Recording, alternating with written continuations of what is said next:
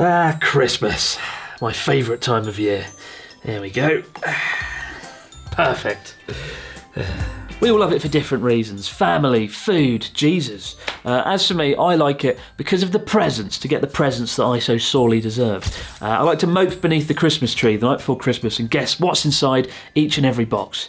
This year, though, my Christmas Eve was rather stressful when I opened my phone to reveal some pretty worrying news. Instead of getting a jovial man burst down my chimney, I received a news alert informing me that my beloved bath mat that I've been using every day for 2 years now is actually filled with asbestos, the toxic fibre known to cause lung cancer.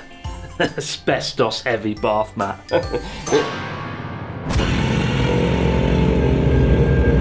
Yeah, on the second day of Christmas, my true love gave to me a bath mat filled with asbestos and a partridge in a pear tree. Doesn't really work, does it? Doesn't really fit the sort of upbeat Christmas narrative. Yes, rather embarrassingly, it turns out one of Japan's biggest retailers sold 2.4 million items manufactured in a dodgy factory in China where they tried to cut costs by stuffing various household items full of asbestos. And if you know the correct way to dispose of asbestos, please leave a comment below, help, because I don't really know what to do. I mean, I could do an Abroad in Japan Christmas giveaway. Could be rather good. No, actually, it's probably not a good idea. But to be fair, in a year where absolutely everything went wrong, it seemed like a fitting end to the year. It seemed like a fitting end to 2020 to get a visit from the ghost of Christmas asbestos. Now, for the past 8 years that I've lived in Japan, I've actually only been here for 3 Christmases. Typically, I flee to the UK to stuff myself full of mulled wine and cheese. But with everything going on in the world, I couldn't do that this year. And there are many reasons that I avoid Christmas in Japan, like a lot of foreign residents that I know living here. So in this video, I thought I'd answer some key questions.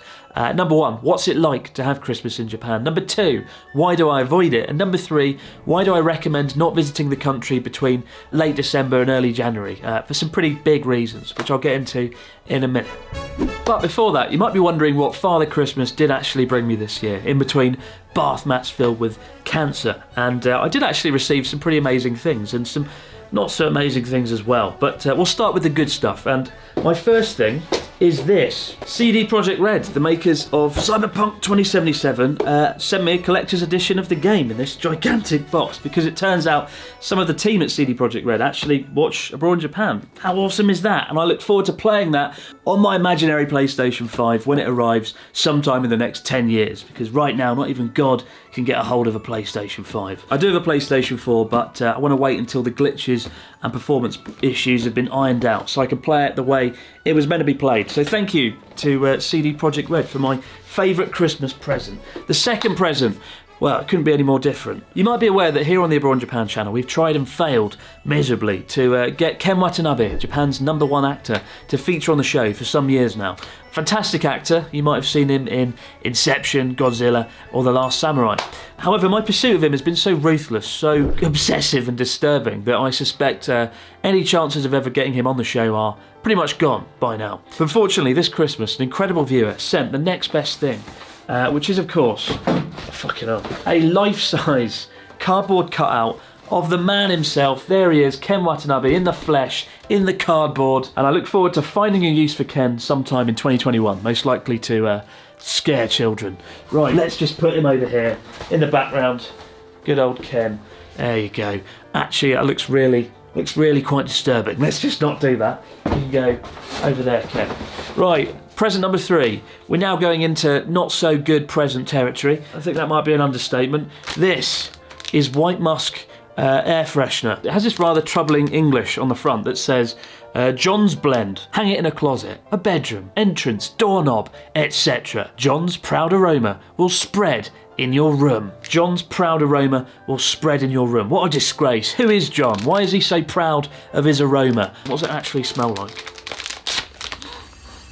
Oh God, fuck. It smells like cigarettes, apples, and despair. I don't know what John was thinking. I don't know why he's proud of that. And finally, firmly at the bottom of my list, quite comfortably, is this pen shaped like a carrot. Might just be the worst Christmas present of all time from a now former friend. And it says here in big letters, fresh veggie pen. These look so real veggies. Fucking hell. These look so real veggies, but they are pens. The veggie pen would be a very fun gift item, would it? It's hard to imagine why someone felt this was an appropriate gift item. An item so unimaginably shit that it's practically begging for somebody to buy it as a gift. And there you go, a carrot like a pen, clearly no expense spared there. I'm starting to think the asbestos bath mat would make a better gift than this. So how does Japan celebrate Christmas? Does it celebrate Christmas at all? Well, even though roughly 1% of Japan's population claims to be Christian, and December 25th is not a public holiday, the Christmas season does still exist, in a rather bastardised, commercialised form. In fact, on the surface, it almost looks like Christmas back home in Europe or North America. You've got the decorations, the music, the Christmas trees, the KFC bucket. Alright, maybe not everything. But interestingly, Christmas in Japan starts a month earlier than back home. It kicks off on November 1st, when all the decorations go up. Christmas trees, candles, crap covers of Last Christmas. You can enjoy all that from November 1st. But even though the Christmas season starts a whole month earlier than it does back home, it also ends early as well, rather bizarrely. It ends on December 26th. Almost overnight, all the decorations and every sign of Christmas is removed, it's taken down. The end result is Christmas in Japan captures that excitement in the run-up to Christmas Day, but then Boxing Day just feels rather hollow and empty. It's a bit like having a 3-course meal, but as you're about to dive into dessert, someone chucks a rock at it and fucks it all up. But you know what, for any criticism I may have of Christmas in Japan, I'm still grateful they have it in some form, because you are able to get in the festive spirit, despite it being a purely commercial holiday, where the origins of Christianity and the nativity are all stripped away. After all, Jesus never really made it to Japan. Well, that is, unless you believe the people of Shingo Village in Aomori Prefecture, where they believe Jesus was quite literally laid to rest. No, I'm not making it up. Tucked away in the mountains of North Japan, there's a tomb with a cross and even an impressive stone tablet written in Hebrew to commemorate the real resting place of Jesus, as well as an in-depth story of how and why Jesus made this surprising journey. Honestly, it's either the most compelling conspiracy in the history of Christianity, or it's a shitty PR stunt that went a little bit too far, and I'm inclined to believe it's the latter, but I'm not here to judge. You decide in the comments below. All I know is when I covered it in a video a few years ago, an Australian newspaper referred to me as an alternate theorist, which is a title I never knew I wanted.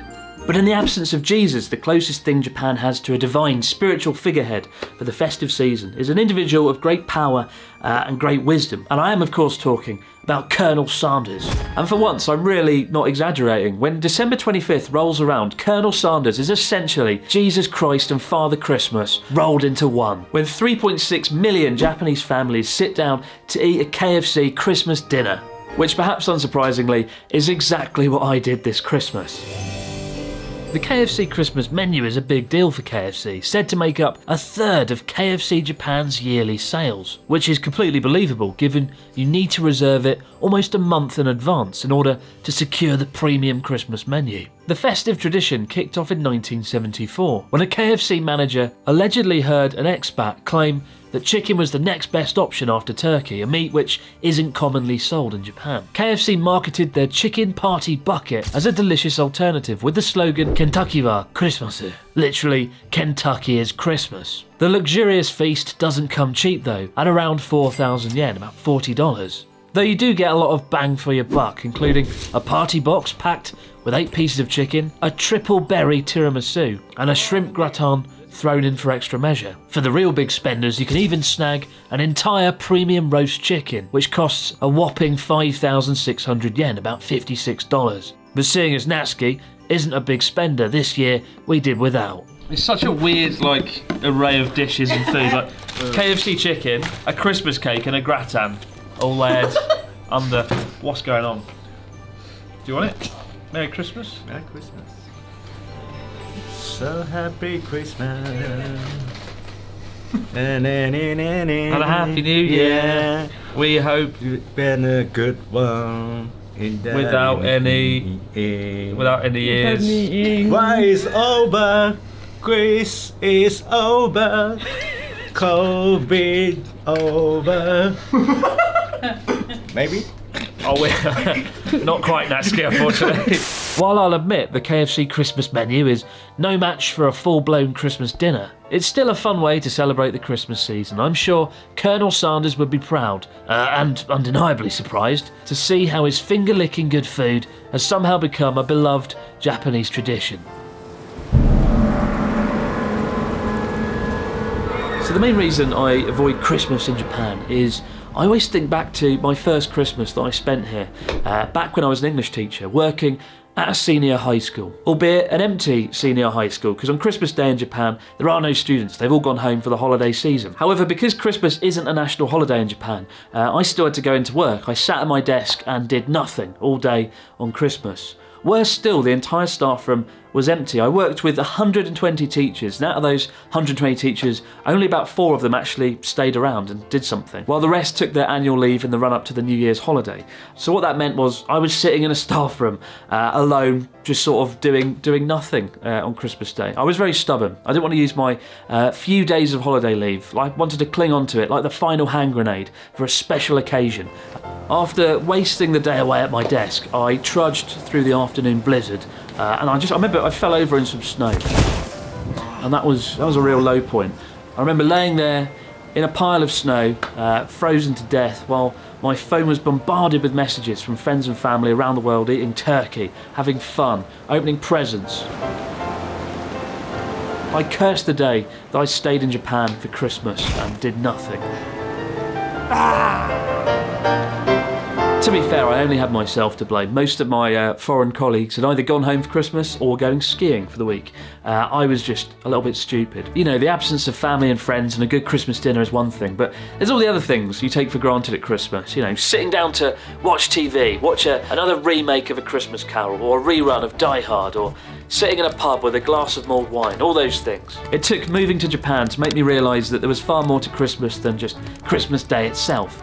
And while my favourite bit of Christmas is actually those relaxing days in between Christmas and New Year's where you can sit down and play with your train set and open your Buzz Lightyear toy. Meanwhile, in Japan though, far from being relaxing in those days after Christmas, the whole country suddenly gets very busy and chaotic and turns into a nightmare.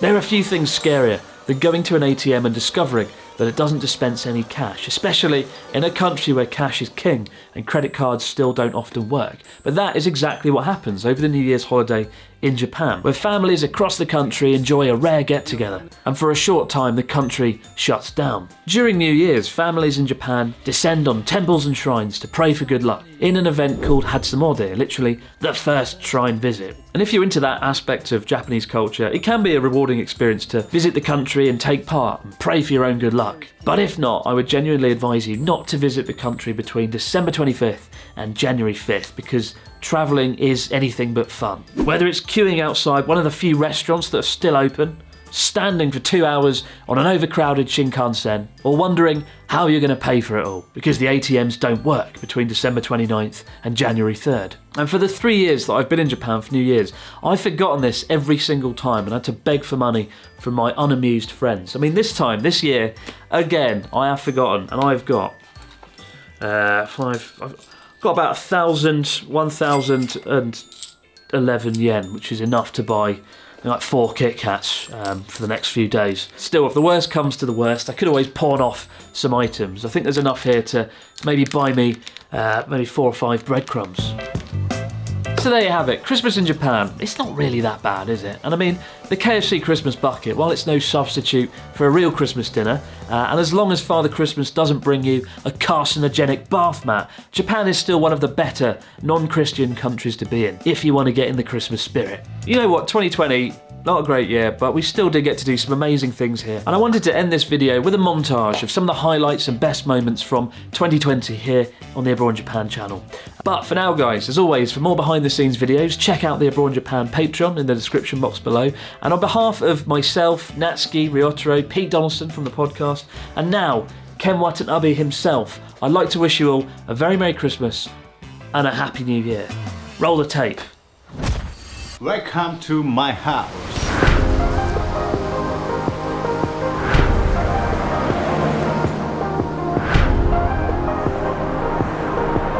This is a pen.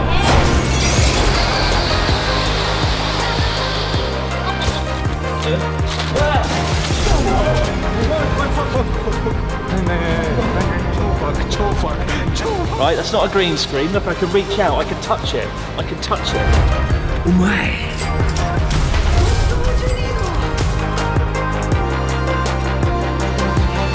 Oh thank God! Please, please help me out. Shut up! Oh my God! This is like a first-person horror game that I don't want to be in. You think you're better than me? With your GoPro? You can. うまいぞこれ。すごい。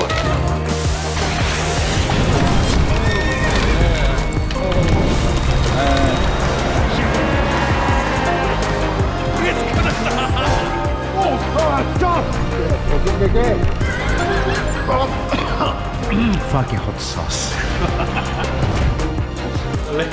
It's really a little bit of it. Yeah. Muscle. Yeah. That's what it is. Yeah. Muffins and crumpets. Yes, and scones.